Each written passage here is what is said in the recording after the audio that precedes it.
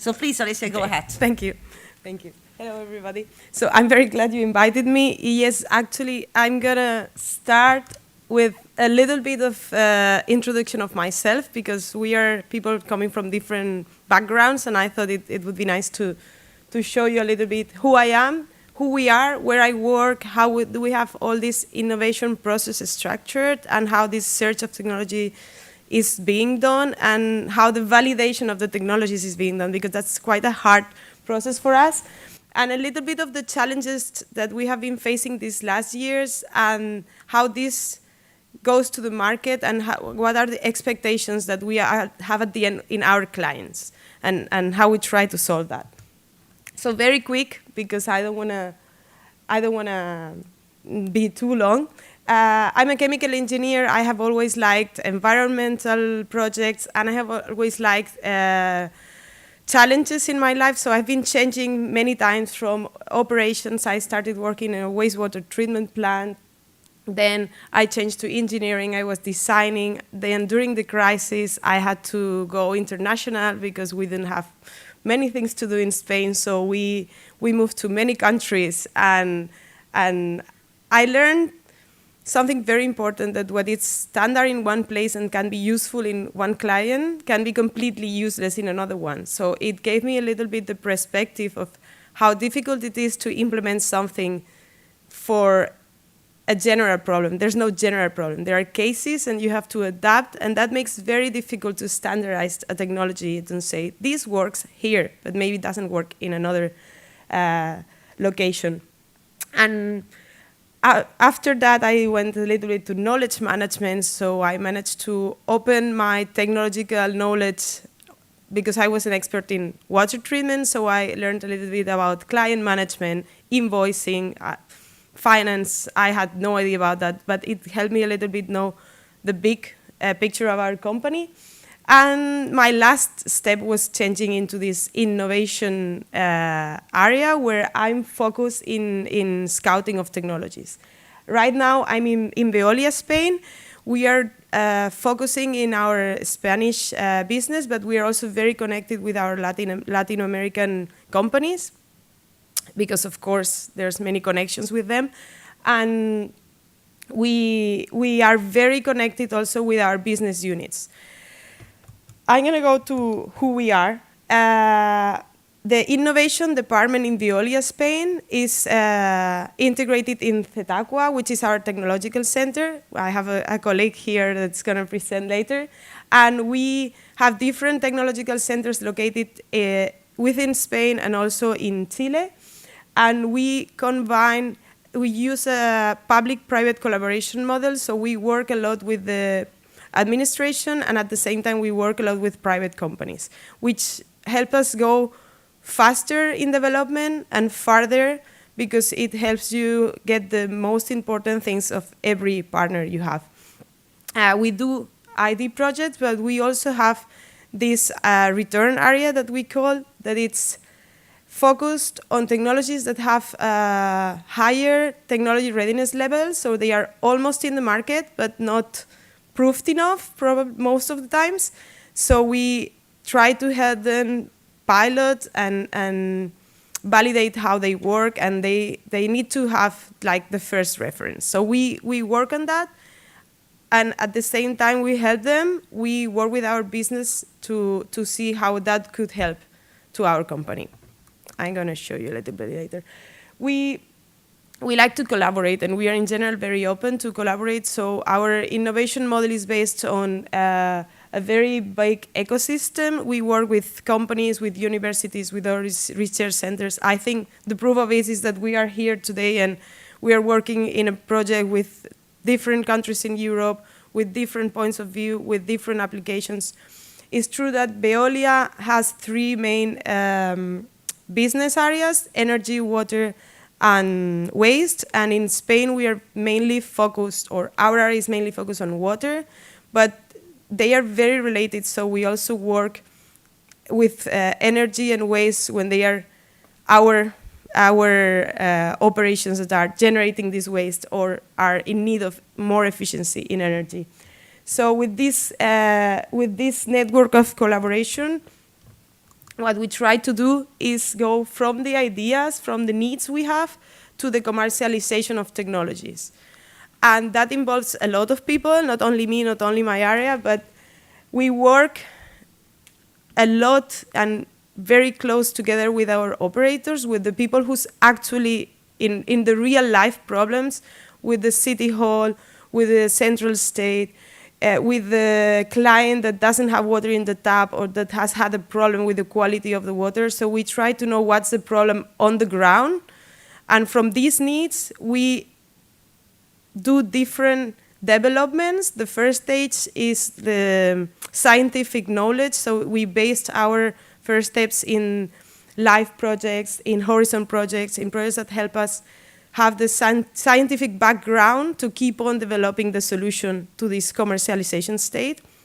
And then when the technologies are a little bit closer to the market, that's where we focus in our area. We need to validate that they are actually working and that they are actually solving the problem we have. And that's not easy. And many times the startups don't have the resources to try their technology because they have an idea, they have a development, they have maybe a little pilot scale plant, but they don't have the site to do the test. So we somehow have the place to do it, and we try to connect these two worlds, this technology with the real cases scenario.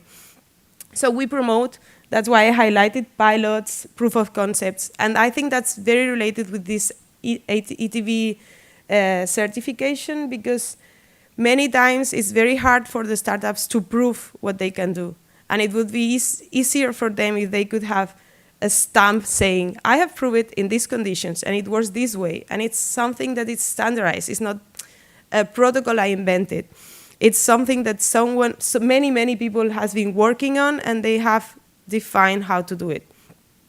When we have this validation, then we try to go a little bit further, and we have an area that it's working in the business model, because at the end, these technologies need to be feasible, and not only technically, they need to be feasible economically.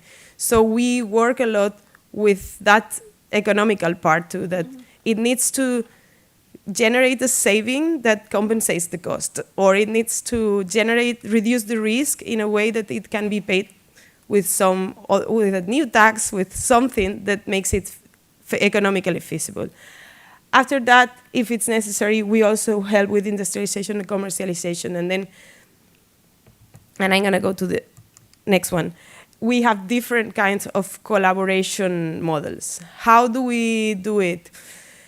We scout technologies for all the urban water cycle, which means that we can be testing one multi-parametric sensor today, and we can be testing a pilot plan for PFAS treatment tomorrow, and we can be modeling a network the day after. So they are so different. Sometimes they need a very big investment at the beginning. Sometimes they need a very long-term trial. So depending on where they are technologically, and depending on how they fit in our business, we do different kind of collaborations. For example, when I say preferential supplier, I mean this example of the sensor. If I have a sensor, probably as a VEOLIA, it's gonna be my provider. Maybe they have a sensor that is very specific that I need in many cases, but it didn't exist until now. I could not monitor that. I want it, but it just didn't exist.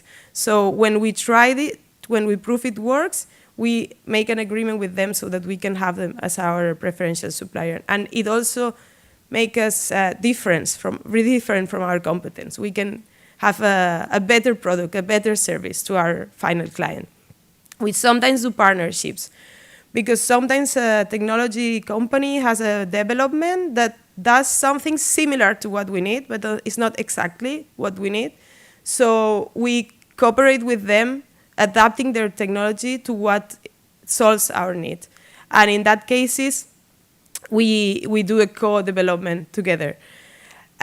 We also do agreements of commercialization depending on the technology, and in some cases, not the most common ones, we do invest in these little startups or medium businesses that have a product that could be helpful for us. So the new challenges. I think I don't have anything that you don't know already, but I'm going to explain. We all know the context. We all know the last year's COVID, the energy increasing costs. So I think that's not new for any of us. But in our business, we are very, very connected and concerned about climate change because it also gives us a very limiting context. We need to reduce our carbon emissions. We are very focused on it. We need to be resilient. And when I say resilience, it means that our infrastructures are critical. We are providing drinking water. We are treating wastewater in the cities. We cannot have a moment when our infrastructure is not working. So we have to be resilient and resistant to any change in the context. And that's not always easy, and I'm going to explain you a little bit later what that means in our clients. Sustainability. We are also very concerned about the impact we have, the biodiversity. We are doing very interesting programs in our plants to increase the biodiversity related with the water we produce, with green transformation in our plants.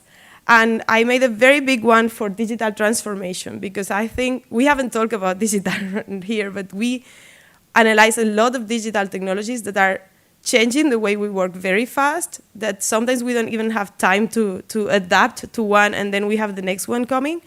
And they generate market needs in our context that are very, very interesting. And then going to local challenges that maybe they are not like the general ones that everybody knows. When we go to the client, what they want to know, what they want to have is a proven technology. They don't care how you prove it. They want to have it proven, and they need to know that it works. And it needs to have an impact, and they need to know what's the impact. Like, are you going to reduce 5% of my carbon emission, or 50, or how, and how much? And feasible technically, but I was saying economically they need to be feasible. And we meet with many startups that have a very brilliant idea and they are very environmental friendly, but they didn't think about how we're going to pay for that. And that's something that sometimes we do coaching of these startups, because we meet with them and we are like, but did you think about that? Like, did you think about how we are going to pay for it and what's the return we are going to have? Because we need to find a way to pay for it and to have a return after all. And it's, I just wanted to explain shortly here that I would say that we have like 3 kinds of clients, maybe 4. We have private clients, but we don't work so much with private companies. We have very big public city halls, medium ones, and very, very small ones. And the very small ones are a small amount of population, but they are hundreds. We do distribute water in many, many cities and in many, many small villages. And the reality of these clients is very different. The big ones are more open to collaborate, to co-design together, to be advanced in the future. They see that in a few years, someone is going to come and ask me to do this. And they have resources. They don't have a lot of resources, but they can manage ID projects, and in a 4-year long term, it's reasonable for them. But the small ones, they don't have the resources to do this long-term thinking. They just go in the short term, and I think that's an important thing to know, because thanks to the big companies and thanks to the big cities, we can develop things that at the end can be adapted to smaller places. And I think that's something that is important to know, that the clients we have, they are not all the same and they don't have the same resources. Human resources, economical resources, or sometimes knowledge, because the big companies the big cities normally have people with technical background, but the small ones, they might be someone who doesn't really have the technical knowledge. So they are not so critical. They don't ask for so much technical data, but at the same time, it's good to show them easy numbers that can help them understand how this technology or how this change you're proposing is going to help them. So the market expectations. This is very focused on what we do in our urban water cycle, on providing water, drinking water treatment, wastewater treatment. But we are very focused on the European Green Deal. We need to reduce our carbon footprint. So we are working very hard on the decarbonization of our business, our plants, and we are looking for many, many technologies related with that. And something that is very important for us, and that probably is a very critical topic now in Spain, is the guarantee of availability of drinking water. We have been suffering from a drought in Spain for the last 3-4 years, depending on which areas of Spain are really in a critical situation. Right now in Barcelona, we are breathing a little bit more relaxed because it rained a little bit this spring, but 5 months ago, we were really in a very critical situation, like thinking if this summer we were gonna have water in our taps, which is something that it's hard to imagine. And we are working a lot in new technologies, in reuse, in advanced technologies that guarantee the quality of the water we are drinking, even if the raw source is not the best because we don't have anything else. That's a very, very important topic in our business right now.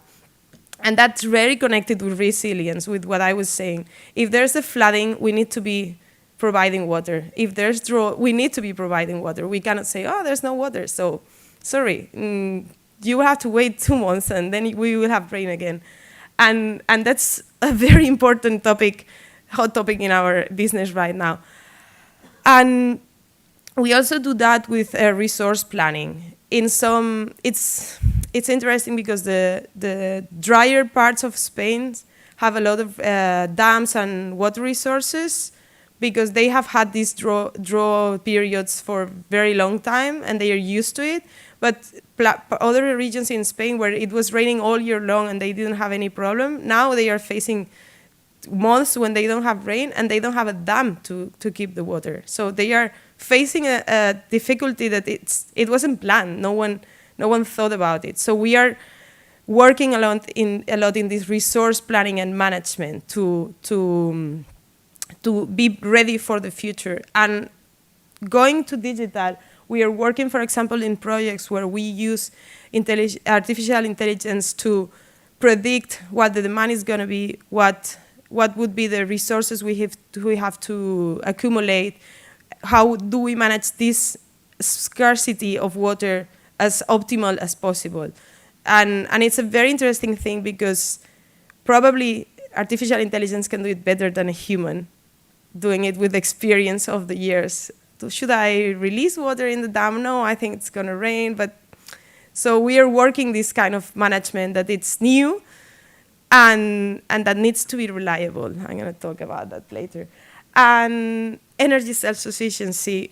With the Ukraine war, we have been very impacted as any other business with the energy cost. And we have been focused a lot on trying to get energy from our own processes. So we are working a lot on biogas production in our wastewater treatment plants, co-digestion, using all other waste, organic waste we can use to produce new sources of energy.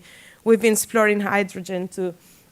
So everything trying to make us independent from the surroundings, from the background. We have to be self-sufficient. The digital transformation, it's something that we have been also working for a very long time. And digital, it's not so new anymore. But we have been using it a lot to optimize our processes. And I think the dam example was a good example, but we also work a lot on water networks, how to optimize the pressure, not to lose so much water if we have a leak, how to optimize a drinking water process to be more efficient energetically. We use the minimum amount of chemicals we need to use. And that's making a very big change. But at the same time, if it introduces a new partner in our operation, cybersecurity and reliability. We need to be sure that we digitalize our process, but it's still safe and it's still reliable. And that's something that when we find technology, it's not very easy to prove how secure is this system you're implementing. It's a big fight.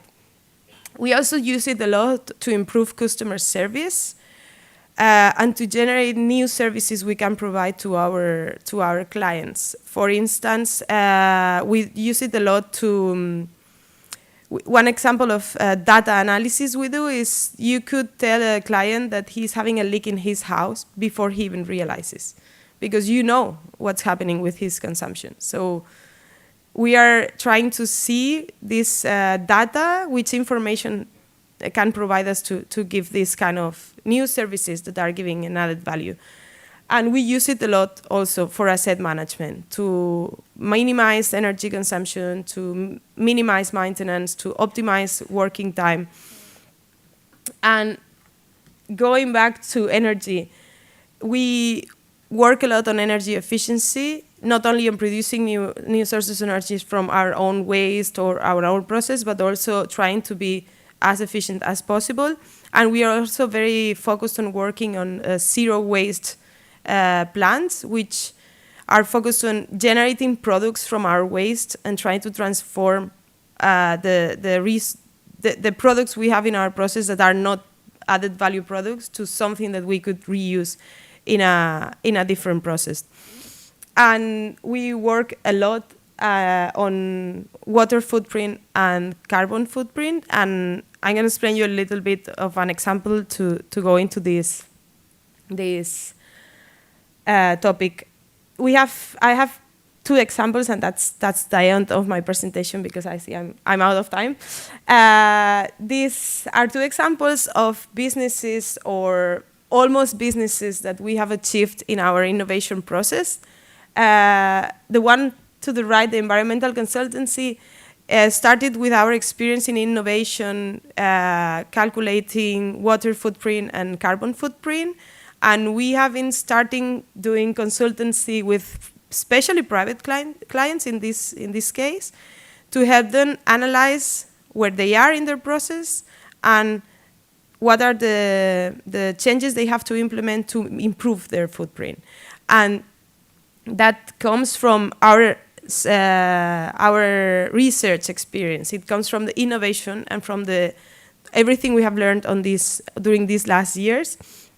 And an example would be, for example, a Coca-Cola factory, a car factory that has a demand for water for their process, but with this water scarcity, the administration is telling them they have to consume 20% less.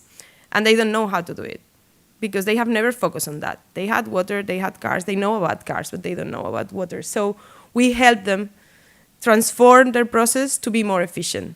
And we are doing that work, and that's that. It comes from the innovation, and it has gone all the way to commercialization. And this other sensor, it's also a very nice project we have done.